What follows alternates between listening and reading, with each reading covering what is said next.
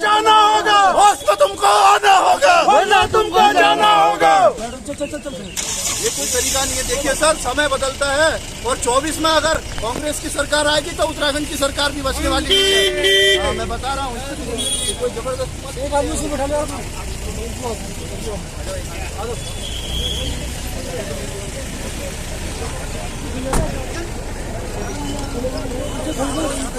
यहीं आ जाओ, आ जाओ, आ जाओ, आ जाओ, घुसो घुसो, कोई बात नहीं है।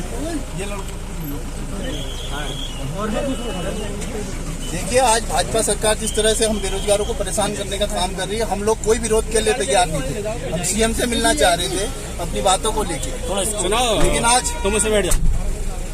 कौन मैं? लेकिन आज इस तरह से हम परेशान किया जा रहा है। नमस्कार, मैं चंद्रशेखर जोशी, देवभूमि टुडे में आपका स्वागत है। मुख्यमंत्री पुष्कर सिंह धामी का निर्वाचन क्षेत्र वाले जिले में लोहाघाट विधानसभा क्षेत्र के जो बेस था लोहाघाट, उसमें पहले सार्वजनिक कार्यक्रम का इंतजार आज खत्म हुआ। 10 फरवरी और 11 फरवरी 2 दिन का कार्यक्रम संपन्न हुआ है और ये ठाठा से लेकर लोहाघाट होते हुए और आज चंपावत की जो विधानसभा है उसका मैदानी क्षेत्र फागपुर तक ये कार्यक्रम रहा। ठाठा में सीएम धामी ने रात बिताई, जनसंवाद भी किया, लोगों को उनके मिलने और जो आज सुबह मॉर्निंग वॉक के दौरान उनके संवाद का अंदाज खूब पसंद आया। लोहाघाट में रोड शो से लेके संजू 2024 का कार्यक्रम हुआ।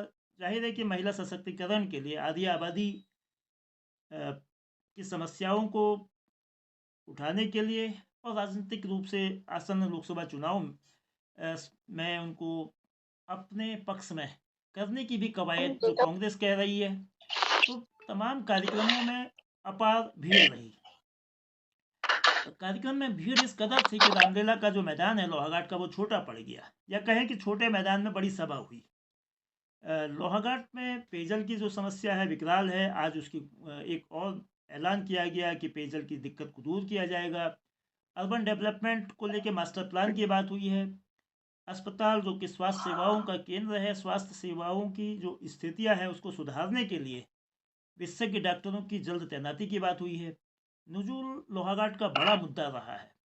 नजूल भूमि के निस्तारीकरण का मामला अभी अदालत में है, लेकिन उसके बावजूद कोर्ट और शासन के स्तर पर उसको जल्द उसमें समाधान की दिशा में बढ़ा जाएगा, इस तरह की बात की गई है। प्रदेश का पहला बालिका स्पोर्ट्स हॉस्टल भी लोहाघाट में बनाए जाने की बात।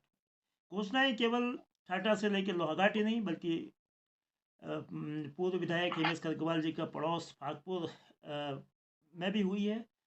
और घोषणाओं को लेकर भाजपा की ओर से ये दावे किए जाते हैं कि जो मॉडल स्टेट है उसका बेस मॉडल डिस्ट्रिक्ट चंपावत से शुरू होगा, लेकिन विपक्ष का आरोप है कि भाजपा की सरकार अभी कांग्रेस के दौर के ही काम पूरे नहीं कर पाई है। वो उदाहरण देते हैं जिला जेल का, चंपावत के स्पोर्ट्स स्टेडियम का, और ऐसे एक लंबी फेहरिस्त है। तो इन तमाम मसलों पर कि लोगों का, खासतौर पर लोहाघाट के लोगों का मुख्यमंत्री के कार्यक्रम को लेकर इंतजार खत्म हुआ। करीब 1 साल 8 महीने बाद मुख्यमंत्री का, यानी कि जो 3 जून को 2022 में चंपावत से विधायक बनने के बाद लोहाघाट क्षेत्र का पहला सार्वजनिक दौरा था। तो इससे क्या हासिल हुआ, ये क्या 1 महीने बाद जो लोकसभा के चुनाव की तिथि की घोषणा होनी है, क्या इसका सियासी मायने हैं? और इससे पहले एक बात और है कि लोहाघाट में आज यूथ कांग्रेस के नेता चिराग फर्त्याल को पुलिस ने हिरासत में लिया। यद्यपि पुलिस उसको इग्नोर कर रही है, मना कर रही है। वो एसपी अजय गणपति कुंभार का ये कहना है कि 81 पुलिस एक्ट में चालान किया, लेकिन दूसरी ओर यूथ कांग्रेस के नेता चिराग फर्त्याल का कहना है कि करीब 10 लोगों के साथ उनको पहले कुलीढेक में रोका गया। वो कुलीढेक से आगे बढ़े तो लोहाघाट के स्टेशन बाजार की तरफ, स्टेशन रोड की तरफ उनको रोका। पूरी जो 10 के 10 कार्यकर्ता थे उनको अरेस्ट किया गया। तो कांग्रेस के ये नौजवान प्रदेश सरकार की नीतियों की खिलाफत करने के लिए जाने वाले थे, ऐसा उनका कहना है। बहरहाल अब चर्चा में हमारे साथ कांग्रेस के नेता, वरिष्ठ नेता कांग्रेस के और चंपावत के 2 बार विधायक रह चुके हिमेश खरगवाल जी, और भाजपा के नेता अभी पार्टी में जरूर नए हैं लेकिन पार्टी की नीति रीति को लंबे समय से जानते हैं, राजेश बिष्ट जी जुड़े हैं। तो अब पहले खरगवाल साहब, आप दोनों का बहुत बहुत धन्यवाद, बहुत इस देवभूमि टुडे चैनल में जुड़ने के लिए बहुत स्वागत है। तो 2 दिन में 3 जगह कार्यक्रम, बहुत धन्यवाद। खरगवाल साहब, 2 दिन में मुख्यमंत्री जी ने इतनी हल्द्वानी वनभूलपुरा की घटना हुई है, वो दुर्भाग्यपूर्ण घटना है, लेकिन उसके बावजूद भी समय निकाला। कल अल्मोड़ा भी थे, ठाठा भी थे, और आज लोहाघाट से लेके फागपुर तक भी थे। तो 2 दिन में जो चंपावत जिले में 3 जगह कार्यक्रम, घोषणाओं की ढेरों घोषणाएं, करीब 45 लोकार्पण शिलान्यास, 162 करोड़ रुपए से अधिक की योजना जो है वो रही। तो क्या वाकई चंपावत जिला आदर्श बनने की दिशा में बढ़ चला है? देखिए जोशी जी, आप बड़े लंबे समय से, बड़े नजदीक से इस पूरे चंपावत जिले की कवरेज कर रहे हैं, विभिन्न समाचार पत्रों के द्वारा भी और वैसे भी, और आप किसी भी चीज से अनभिज्ञ नहीं है। ऐसा मेरा मानना है कि ये लोग सिर्फ और सिर्फ इवेंट करना जानते हैं। सत्ता का जितना भी दुरुपयोग करके, सरकारी तंत्र का उपयोग करके किस तरह से अधिक भीड़ जुटाई जा सकती है, इसमें ये लोग माहिर हैं। और उसी क्रम में जो संजू का ये सम्मेलन है, जो इन्होंने महिलाओं को समर्पित बताया, आप देखिए, महिलाओं को समर्पित ये सम्मेलन था। मेरे को भी इसका निमंत्रण कार्ड मिला था, और मैंने जब देखा उस निमंत्रण कार्ड को, तो जिले की जो प्रथम महिला थी, ज्योति राय, जो जिला पंचायत की अध्यक्ष भी थी, प्रोटोकॉल जो था उसी का नाम उस कार्ड में नहीं था, और ये महिलाओं को समर्पित था। दूसरी बात, ये जो संजू इन्होंने कहा और जो मुख्यमंत्री ने कहा महिलाओं को समर्पित है, ये इनका अंतर्मन शुद्ध नहीं था। अगर इनका अंतर्मन शुद्ध होता, ये मातृशक्ति को समर्पित इस सम्मेलन से पहले वो बताते कि अंकिता भंडारी के हत्यारे जो हैं वो शिक्षकों के पीछे हैं, सरकार सिफारिश कर रही है उसकी सीबीआई जांच की, और सरकार उस वीआईपी का नाम उजागर करेगी जिस वीआईपी का नाम उसकी मां ने और लोगों ने लिया है। अगर मातृशक्ति के प्रति संवेदनशील होते तो ये उत्तराखंड की मातृशक्ति की अस्मिता का प्रश्न था, जिस पर ना कुछ बोला गया और ना कहा गया। तो हमारे साथ भाजपा के राजेश बिष्ट जी भी हैं। बिष्ट साहब, अगर आप तक आवाज आ रही है तो आप के लिए सवाल है।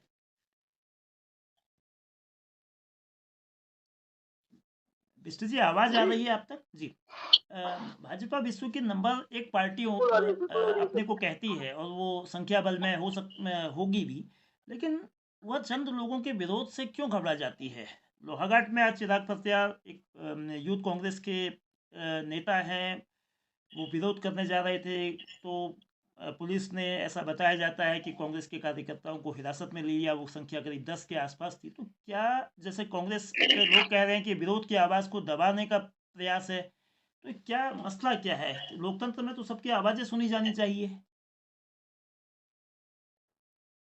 देखिए सर, सबसे पहले तो मैं आपके माध्यम से और लोहाघाट के सभी देवभूमि वासियों की तरफ से आदरणीय मुख्यमंत्री जी का विशेष आभार व्यक्त करना चाहता हूं कि जिन्होंने अपने इतने व्यस्तम समय में से लोहाघाट के लिए विशेष समय निकाला। रात्रि प्रवास उनका लोहाघाट विधानसभा के अंदर रहा, और एक साधारण व्यक्ति की तरह उन्होंने एक गांव के अंदर, पंचायत घर के अंदर रात बिताई, और आम लोगों की तरह, आम लोगों में, बच्चों के साथ, बड़े बुजुर्गों के साथ, मातृशक्ति के साथ, जैसे मॉर्निंग वॉक में जाना, वहां के रोजमर्रा के कार्यों में अपनी रुचि दिखाना, उनके बीच में रहकर ये बताने कि मैं मुख्यमंत्री नहीं हूँ, आप लोगों का मुख्य सेवक हूँ, ये अपने आप दर्शाता है कि उनका हृदय कितना विशाल है और कितना इस मन से वो लोगों के बीच में इतने लोकप्रिय नेता इतने कम समय में बन गए। दूसरी विशेष बात, जहां तक आपने कहा कि कांग्रेस के साथियों से डरने घबराने या वाली बात या कोई विरोध, देखिए विरोध की एक जगह होती है, एक प्रोटोकॉल है उसका। जब एक प्रदेश के अंदर, एक जिले के अंदर, एक विधानसभा के अंदर, एक क्षेत्र के अंदर माननीय मुख्यमंत्री जी का कार्यक्रम है, तो उसका एक विशेष प्रोटोकॉल होता है। तो उस प्रोटोकॉल के अंदर ये नियम है कि किसी तरह के विरोध प्रदर्शन को कोई जगह नहीं। और रही कांग्रेस की बात, कांग्रेस के पास मैं ये कहना चाहता हूँ, देखिए देश की सबसे पुरानी पार्टी है, पुरानी पार्टी होने के बाद भी आज इस देश के अंदर वो अपना अस्तित्व खोते जा रही है।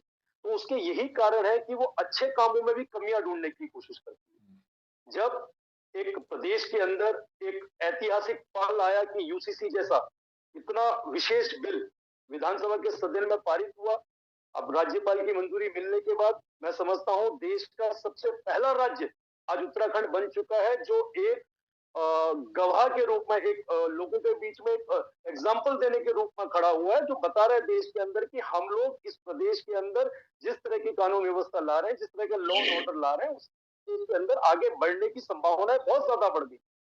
डबल इंजन की सरकार है, एक तरफ देश के अंदर आदरणीय प्रधानमंत्री श्री नरेंद्र मोदी जी जिस प्रकार से देश का विकास कर रहे हैं, उसी प्रकार से हमारे पुष्कर धामी जी भी इस प्रदेश के अंदर विकास की राह में चल रहे हैं, मेरा ऐसा मानना है। और जिस प्रकार से आज 162 करोड़ की उन्होंने योजनाओं का लोकार्पण किया है, वो आम जनजीवन में खासतौर से चंपावत जिले को एक आदर्श जिला बनाने की ओर जिस तरह से वो आगे बढ़ रहे हैं, ये बहुत हमारे लोगों के लिए बहुत अच्छी चीज है। और ये आगे जीवन में कहीं ना कहीं इसका जो आप स्वरूप देखेंगे बहुत विशाल होगा, जो कांग्रेस को और ज्यादा विचलित करेगा, क्योंकि अच्छे काम ये लोग मुझे नहीं लगता कि देखने की राह में या ये अच्छे कामों को पसंद करते हैं।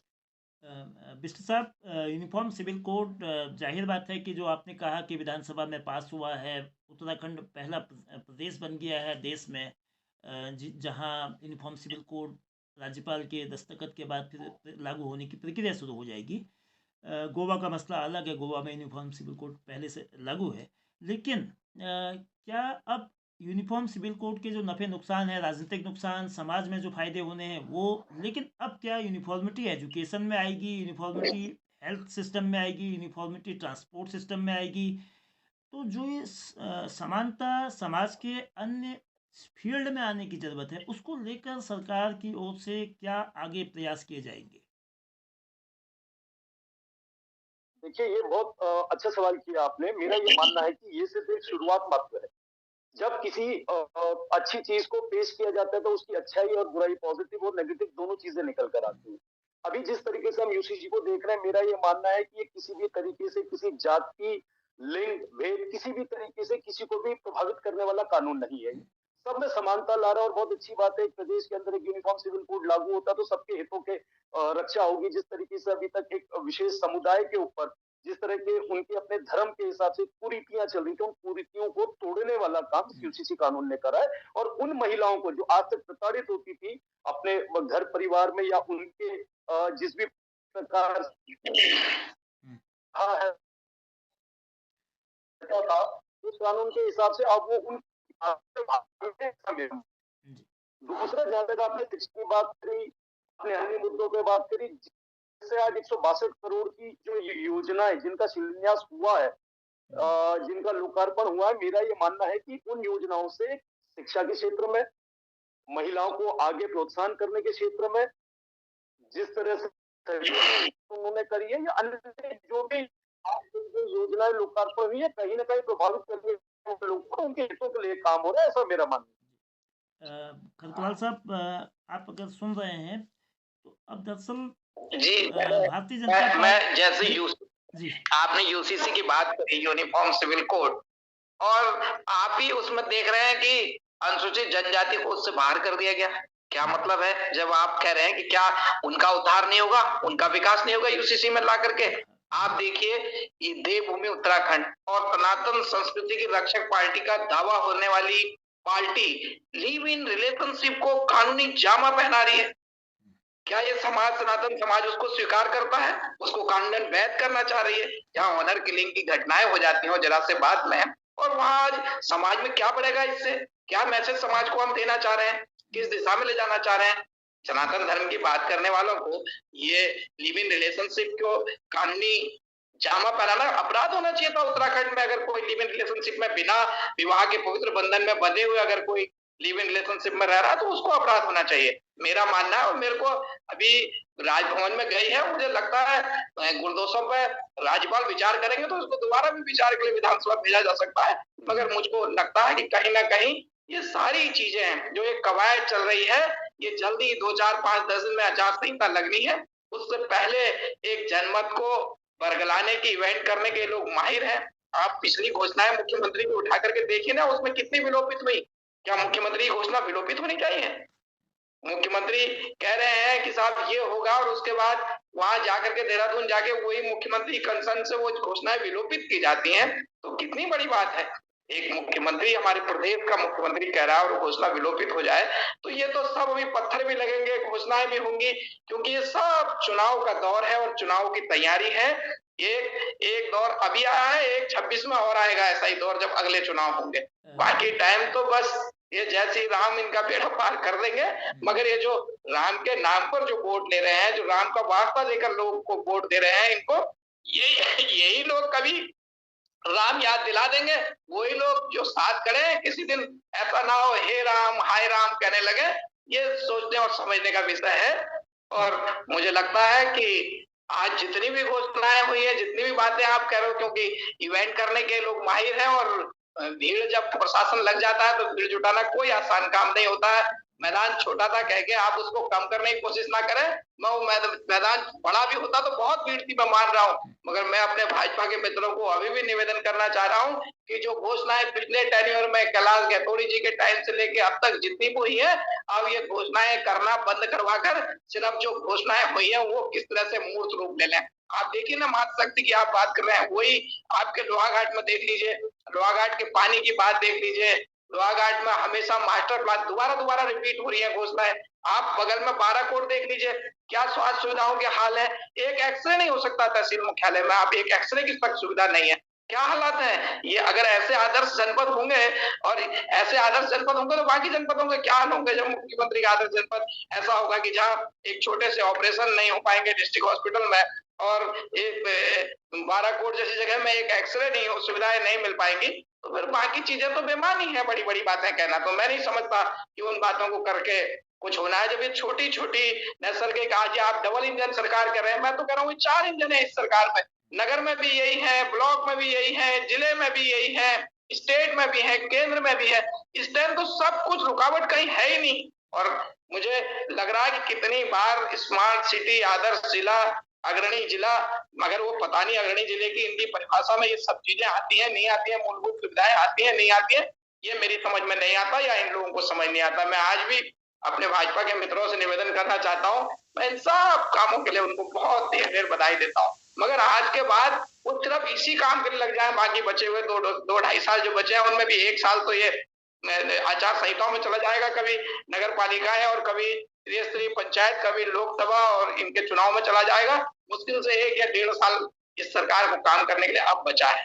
2 साल तो ये सरकार पूरे कर रही है, तो अब इनको जो चाहिए कि किसी तरीके से जितना बहुत कह दिया, हम तो इतने में संतुष्ट है, इन्हीं को मूर्त रूप ये ले ले तो ये बहुत बड़ी बात होगी।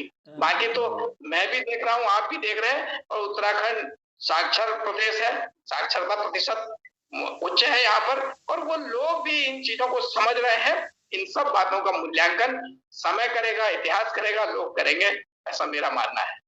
कनकवाल साहब, 2 दिन के मुख्यमंत्री के दौरे को आप किस रूप में देखते हैं? कुछ उसमें ऐसी कोई एक अच्छी चीज जो हुई हो, एक तो ये, दूसरा भारतीय जनता पार्टी का संगठन, भारतीय जनता पार्टी की सरकार पूरी तरह से अब चुनाव के मोड में भी आ गई है, लोगों से निरंतर संवाद हो रहा है, लेकिन उसके तुलना में कांग्रेस की स्थिति संगठनात्मक रूप से कमजोर है, वह अभी जनता के बीच नहीं है। तो कैसे लोकसभा चुनाव 2024 अल्मोड़ा सीट और उत्तराखंड में आप लोग लड़ेंगे? देखिए, हम जनता के बीच से कभी नहीं हटे।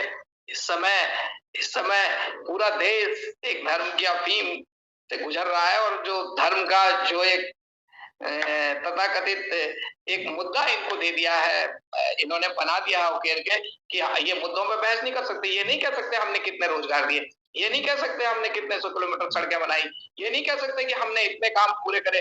आप मुझे बताइए ना, चंपावत के गोरखचौड़ स्टेडियम में हम कितना कदम आगे बढ़े। 2 साल आज तो मुख्यमंत्री हो गए।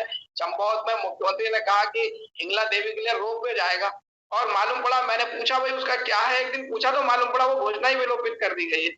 इंजीनियरिंग कॉलेज के फैकल्टी मेरे पास कुछ मिलने आए थे, उन्होंने कहा कि साहब मुख्यमंत्री ने घोषणा की कि 35,000 रुपए मिनिमम एक फैकल्टी को दिया जाएगा। मैंने शासन में बात करी कि भाई ये क्यों नहीं हुई घोषणा, इनको क्यों नहीं दे रहे हो फैकल्टी जो है, ये हमारे ये विजिटिंग बैठे हैं यहाँ। तो वहां से सचिवालय से पता चला मेरे को कि साहब वो तो घोषणा विलोपित कर दी गई।